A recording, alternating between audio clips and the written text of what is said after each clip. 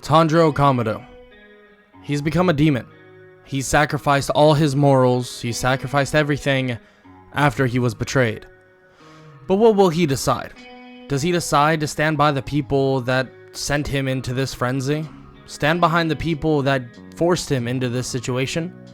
He already knows what he wants. But does anybody else know? Frankly, no. They're terrified, petrified.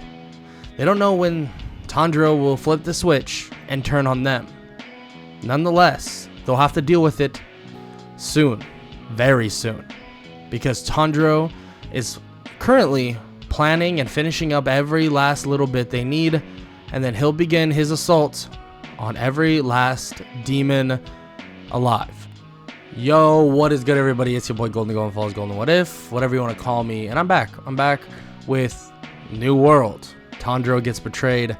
I want to say this really quick, and for anybody who will listen, I'm going to be redoing my thumbnails again, or not my thumbnails, excuse me, my titles again. So don't be alarmed by that. I'm just trying new things. This was kind of a the titles I'm using right now was kind of a way for me to try new stuff. I'm gonna go back to just labeling it as parts. I feel like it got too confusing, and I feel like it doesn't really matter that I'm not putting parts. And also one last thing, the whole what if fan fiction thing. I hope all of y'all realize that these are still my stories. I get a lot of people that say like, well, why didn't you link the fan fiction? Guys, I'm technically a fan. I'm writing these stories. They're fan fiction. And on top of that, normal what ifs, there's really no normal what ifs anymore. A what if is all based on like in the world type of what if, but when you get all crazy with these what ifs, like, and we've seen it with Deku what ifs, those are fan fiction. So that's kind of why I've been labeling it. But this video I think will probably be the last one. No, this will definitely be the last one you'll see titled like this. The rest will be kind of back to the old style, but added a little bit with this style. Sorry that I talked so long about that. I just wanted to get that out there before we started the video. But yeah, that's about it. I'm not gonna waste much more of your time, and let's just get right into the video. Let's get it. Tanjiro begins scouring everywhere. Anything he needs to do, he gets done, because his assault on the demons he needs to kill is going to be upon him very, very soon. The main demons and the main threats that he sees are 3 of them, and really it's only the top 3 demons if you exclude Muzan from that category for now. It's Kokoshibo, you have Doma, and Akaza. Those are the 3 he wants to take on. So when the Demon Slayers, and obviously Tanjiro, get ready for the fight, and they lay their siege upon Muzan to at least stall him out with Lady Tamayo, Tanjiro would put it upon himself to make sure that he can take out Kokoshibo, because he knows how deadly Kokoshibo will be. His fight with him will be one for the legends, and their fight happens extremely fast. Tanjiro approaches Kokoshibo, and Kokoshibo mocks him, saying that of course a demon that was once a demon slayer would try to basically man up to him, trying to take his throne as the #1 demon. But Tanjiro shakes his head that that's not what he's out for, and frankly, there is no beating Tanjiro in this scenario. Tanjiro charges forward, clashing with the blade of Kokoshibo, and it seems like he's being overwhelmed.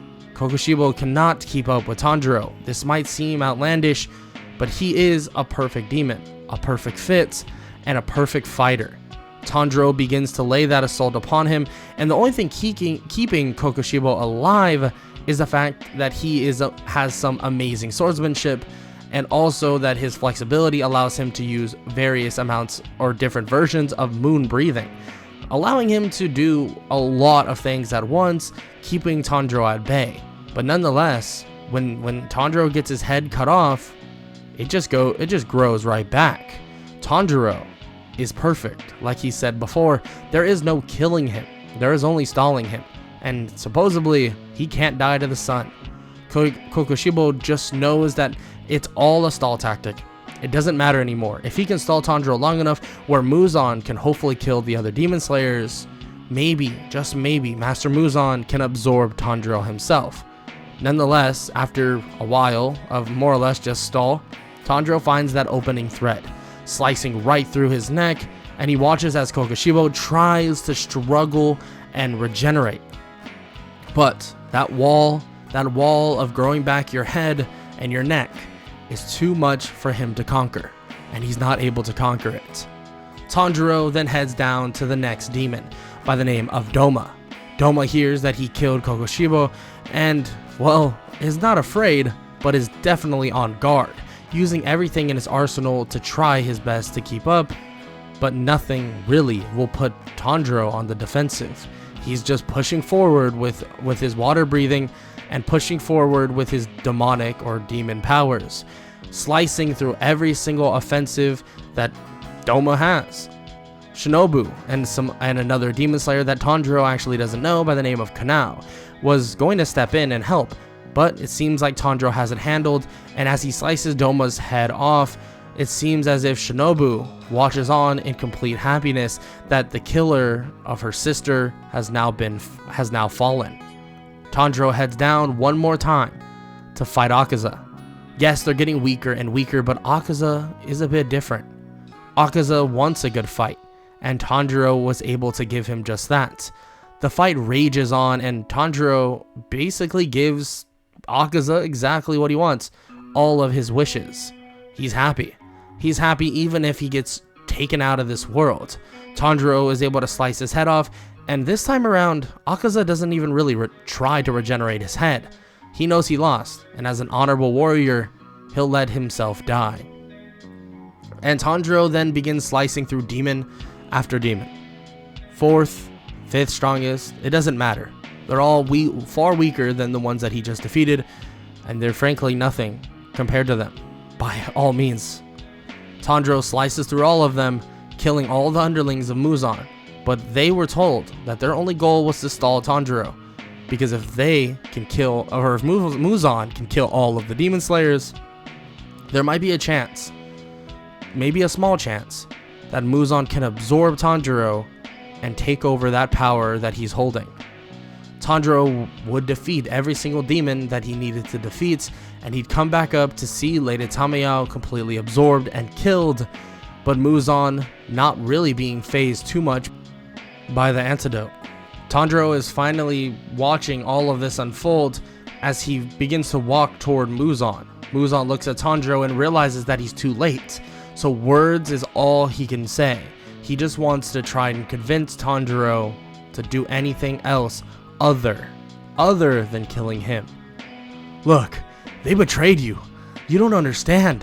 What are you doing? You're fighting with them? They killed your sister. No.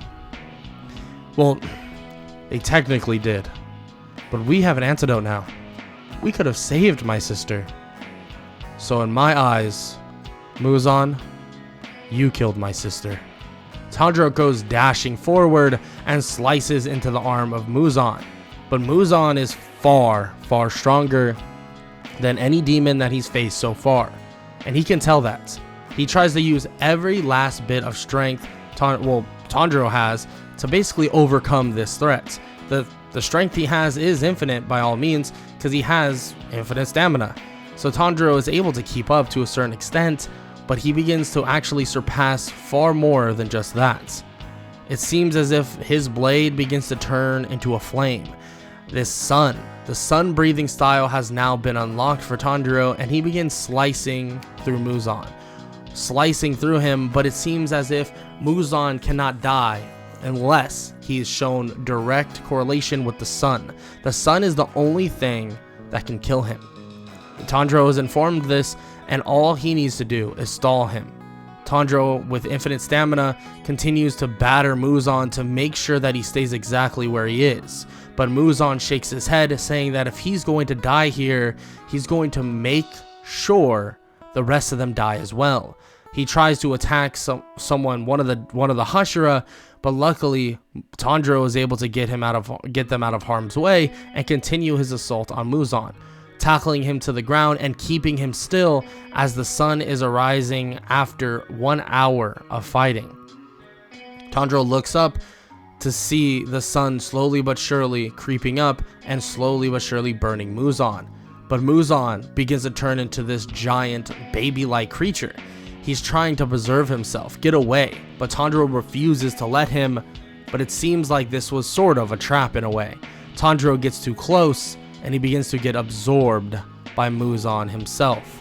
Getting absorbed by Muzan puts him in a situation where Muzan might be able to take over entirely and preserve himself within Tanjiro, and now becoming something else, something with an agenda far different than Tanjiro, but also basically invincible, unable to die to the sun, unable to die by getting his head cut off.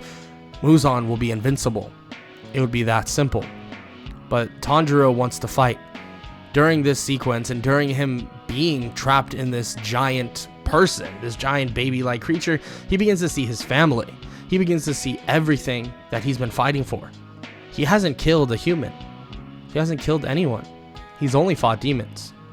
He felt deep down inside that maybe one day he would be able to see his sister again. He's not sure. He will never be sure. But what's that say? What's to say that he could? Just maybe. Maybe there's an antidote out there that would work on him. Maybe the antidote they have won't.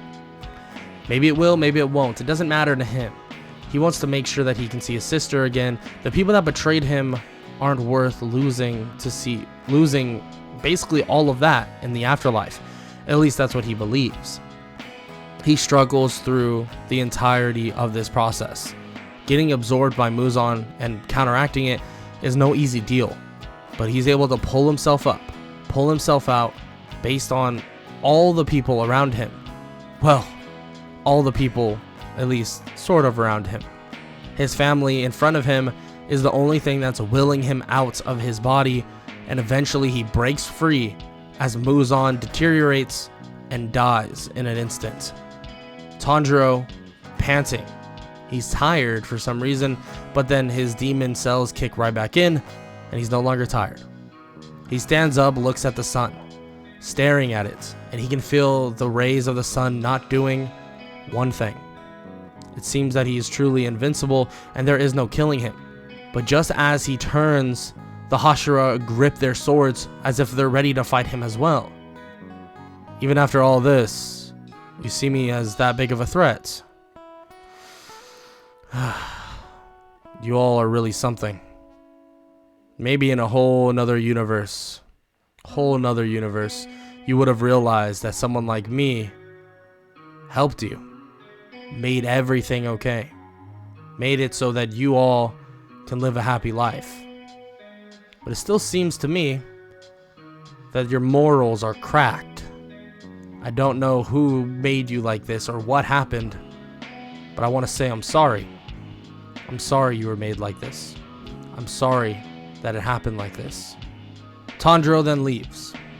Yeah, he leaves. It took everything in his willpower not to sit there and kill those people. Kill them. End their miserable lives right in front of him. But he knew that even if he couldn't see his family again, he wouldn't die of old age. He knew his family would not want him to do those things, would not want him to cut down those people that betrayed him. So he didn't. Tanjiro didn't. And he'd live on forever, seeing generation after generation. He'd actually eventually be able to manipulate his body so he'd look very similar to a regular human. And he'd live on his life as well. He'd continue on, meet some new people, but he'd watch them die. Just like that. It was so odd for Tanjiro. But he found his calling eventually. He might be a demon, and there are people that want to live forever, and he would give them that opportunity, telling them that there are ground rules and there are mistakes to be made, but there is one thing you never do, and that is touch humans. You never kill them, you never hurt them. And if they do, Tanjiro will be after them. He's only looking to help people preserve their lives if they want to do that. But obviously they would know the repercussions for doing so. So let's just say not many people have chosen that path. But a few have. And maybe they're going to be good for the future. Maybe they can be their own little kind of guardian angels. Ironic. Tanjiro himself would be a demon, something that would is supposed to ruin the lives of humans, but he would end up being the guardian angel for many of them. And all it took was for him to get betrayed. And that is a wrap for this What If. I know it's short. I always say this, Tanjiro What Ifs are normally pretty short, especially ones that don't go through the normal arcs. I just feel like it doesn't make sense to draw things out that don't need to be drawn out. I think some of you agree with me on that. Some of you are like, we'll put more story into it, fudge it, you know, whatever. But that's just kind of how I do. So sometimes I'll do that, sometimes I don't. I try to give the best of both worlds sometimes. Nonetheless, hope you all enjoy. Like I said in the beginning, the titles are going to change a bit. Don't be alarmed by that. I just want to try stuff out. It's part of YouTube, part of doing this. You'll be seeing me do that a lot. I have other channels. Check out in the links to the description below. I also have a Spotify. Check that out. Nonetheless, hope all y'all enjoy. Hope all y'all have an amazing day. And yeah, peace. I don't wanna waste what's left.